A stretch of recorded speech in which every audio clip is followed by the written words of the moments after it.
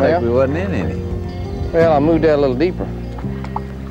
He's not a big one, he's just a little old smallmouth. Oh, you put that artificial crawfish here. Yeah, I got a rebel deep diving crawdad on there. It's a pretty color in it too, that green with the orange belly. I'm fishing today out of JHO Bay up in New York. Dad and I are fishing for smallmouth, or largemouth, or trout, or catfish, or carp, or anything it'll bite. And that's just a little old smallmouth there, but it's real pretty. You notice we got a tremendously windy day, and the wind is blowing out of the northeast. And you know when the wind blows out of the east, the fish bite the least.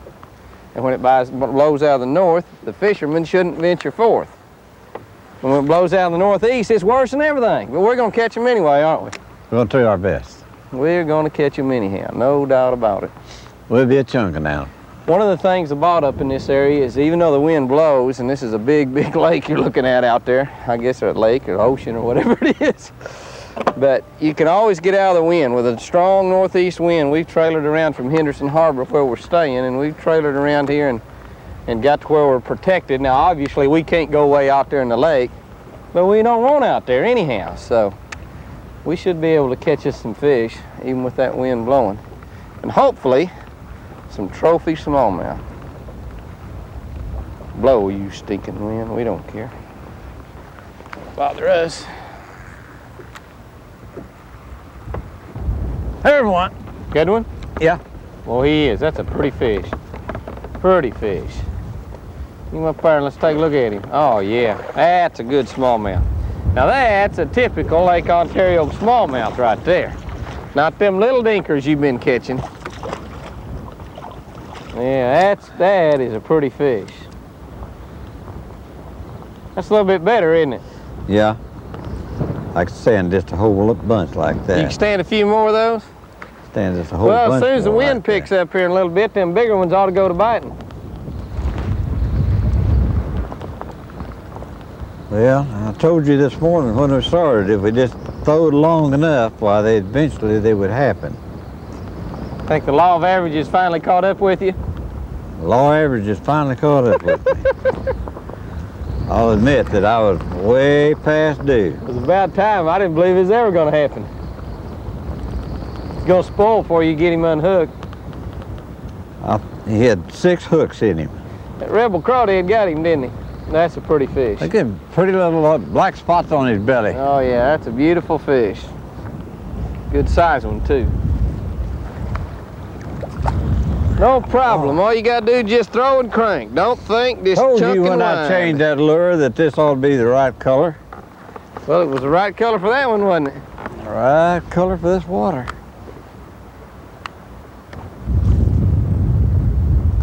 Don't think, just throw and crank. Well, there's some more big rocks in here. Maybe there's some more just like it. I'm sure that there's some more in here like that if we can just get them to bite. I think I've been pulling my bait by them. They've been running the other way. Well, I was with that other lure. Scares them. One of them big old rocks down there. You know there's smallmouth laying around those rocks. Gotta be. There's one. Good little chunk.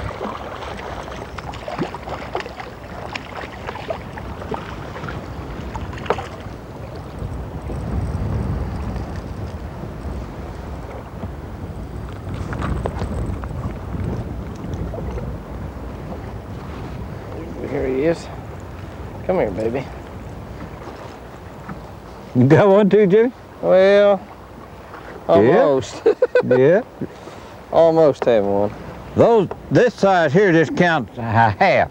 You can't count them one. Mine just counts a quarter.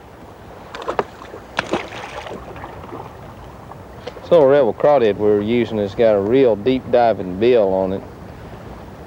Particularly one that I've got, of course, has got a green back with an orange belly. It's just about as natural looking a crawdad as I've ever seen. It's got a tuning deal right here in the middle of it that causes them to run straight. Keeps you from having to adjust them every time you tie one on.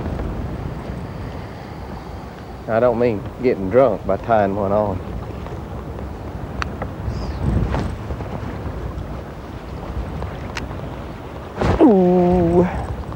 Come here, sugar. Woo! Well, there's a Jimmy Houston smallmouth, weighs about 4.5 pounds. We're talking in future tense, 4.5 pounds. Well, he weighs about a pound. 3 years he'll weigh 4.5 pounds. There's one. Got him? Blow, wind. You'd think them things are great big the way they hit that lure. Well, they think well, they are, thank don't you, they? sir. Didn't have to get my hands getting dirty. him off, didn't it?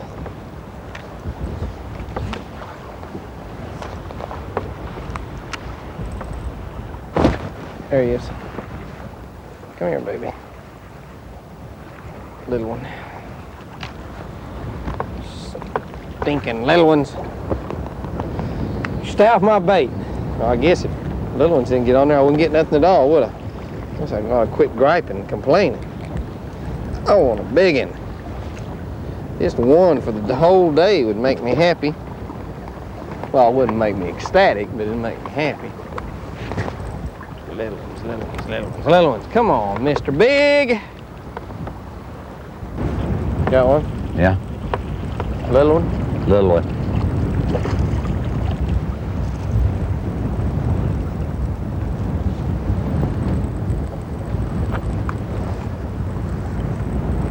He got hooks hanging out all around his mouth. I'm afraid to get hold of him with a lip.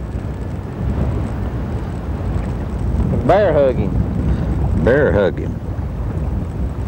He had too many hooks in his mouth and me put my They got finger in bear there. up here. Oh, there he is, Dad. About time. Fished all That's just day. like a pretty nice one, Jim. Fished all day long. Here it is, 7 o'clock in the evening. After this one, don't you come off, fish. Please, don't you come off of there. Look at that smallmouth. I've been after you all day. All day I've been after you. Don't you get off. Don't you dare. Don't you get off that rebel. Come here. Come here. About time, yeah. All day long I've been trying to catch that fish. Been out here since 6 o'clock this morning looking for 3-pound smallmouth. Finally, I catch one. Took all day, 27 miles of cast, and finally get one. We caught, I guess, just about every fish today on that little rebel deep crawdad. That's a sensational bait to throw when you're in smallmouth country. And I'm gonna tell you, we ain't had an easy day. The wind has calmed down now to about 40 miles an hour, but I bet y'all had some days like that too when you just couldn't catch them. Finally, if you stay at it long enough and chunk and whine, don't think, just throw and crank. You'll catch one. I caught you. You sucker, I tell you what I'm gonna do. I'm gonna eat him right now. No, I'm not really, I'm gonna turn him back. 3-pound smallmouth, millions of them up here. And I finally caught one. Well, it's about time, Maybelline. Right.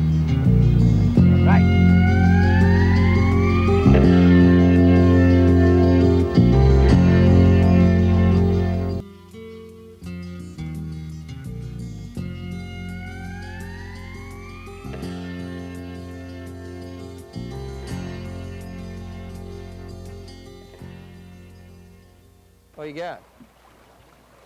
Sand bass, first cast. First cast. Pretty good one too. Jamie and I are fishing down on the Arkansas River.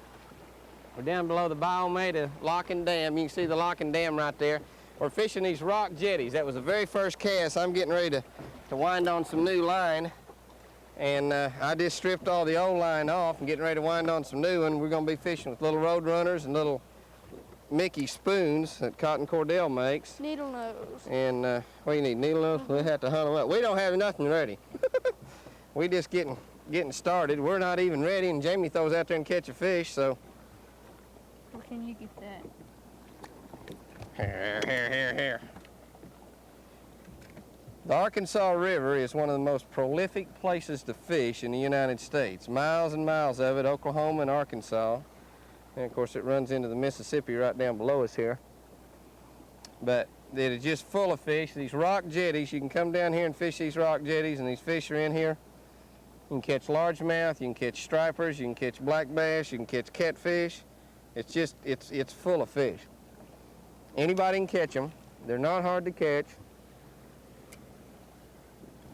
When you're filling the spinning reel, the proper way to make that line come off is to make sure it's coming off the same direction that it's going on your reel. You see what's happening here? My reel is turning to the left. See that reel is turning to the left? Make sure that your line is also coming off to the left. I like to run it through my hands like I'm doing right here to get the proper amount of tension on it. But don't stick a pencil through that thing and let it turn and come off straight or your line's going to be twisted. Put your teeth between your finger and your thumb where you're putting tension on to get it on tight. Make sure it's coming off the same direction that your spool is turning. Most reels turn to the left. A little bit better bass there, Jamie. Oh, yeah. Tighten my drag. Yeah, that current, too. Look at him pull. What is it? Largemouth. Oh, that's a nice one. Pretty nice largemouth. Look at him go. Well, in this current, there's something. Holy 8-pound line.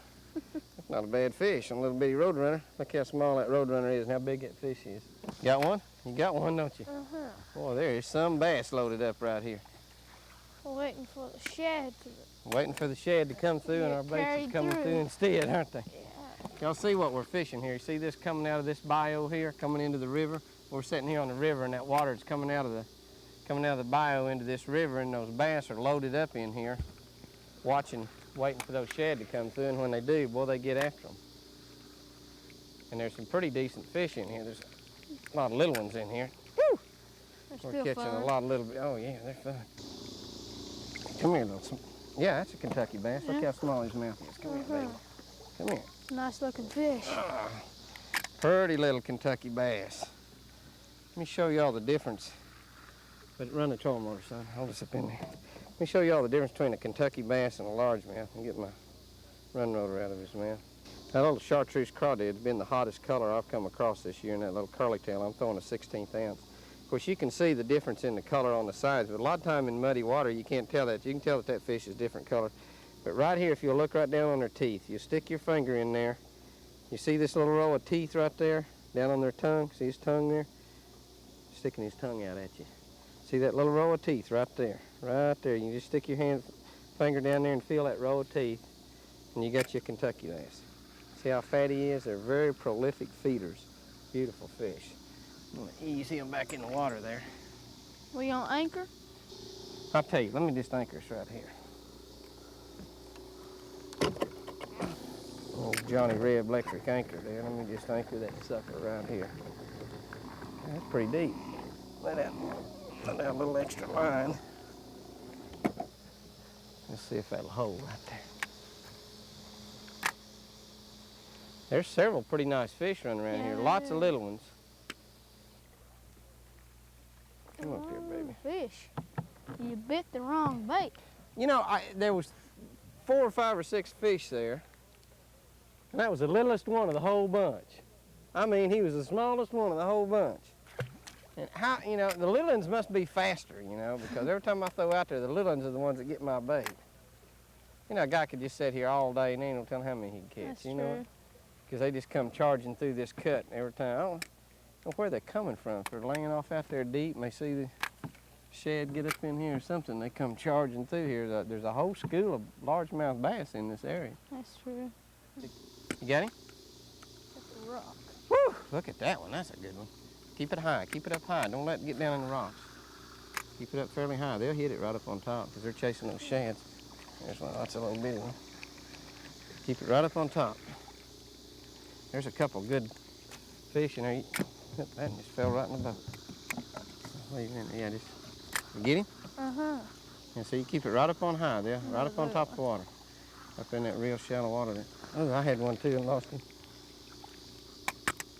Need to get your fish out of the boat. You get him out of the boat. Get your fish. I can't get back there. I'm busy running trolling motor. I'm sorry. I can get the rod and reel out of my eye, boy. Fish are on the back side They're working on them shad, aren't they? Right up in that one spot there, the rocks are only about a foot under the water, and so we're having to keep our bait right up on top of the water. And they're getting that thing right up on top. Just throw it out, wind it in right up on top, and they're attacking that. Boy, I bet they'd eat a spinnerbait, or there's another one. Caught him on the upside of the rocks, Jimmy. You did? Yeah. I bet they'd eat a spinnerbait or a buzzbait up I when you bet on they bait. would too. Here we are coming out. Ow! Stuck a hook right in my hand. Ow. Ugh. Here we come Oh, out that here. was a nice, look over there, look at that. Oh, yeah. Some nice ones back over there. I was saying, we're going to get back here. We come out here to catch us some sand bass, and here we are, catching largemouth. Oh, to beat this Arkansas River now for fishing, I'm telling you. There's some fish in Look at them back. Look at them out in there, Jamie. Yeah. Right out there. Those could be sand bass out there, I don't know. But it was a good day on the old river, wasn't it, Jamie? We caught us a lot of fish. Thing I like about fishing these jetties too is there's one right there. Thing I like about fishing these jetties is you move a lot. In a summer day like this, he tried to jump in a boat. You see that? You know, those are small fish, but on this light line, that's a lot of fun. Yeah, they are. Fishing on these jetties, you run from one jetty to the other. Now, there ain't nothing wrong with that fish. You move from one jetty back to the other, and you know, you can run a little bit, and every now and then you can jump in the water. Jamie's been wanting to jump in all day, and I wouldn't let him. But you catch a lot of fish, you know, and for a summertime day, that ain't bad. And anybody can catch them. You don't have to be the world's greatest fisherman to catch them out here. Get out here on this river. You proved that, didn't you? Well, thank you, son. Get you a little road runner. White's a good color. Chartreuse, that chartreuse crawdad. Little Mickey spoons, little hot spots, stuff like that. Things that'll catch anything. Things that'll catch white bass and black bass.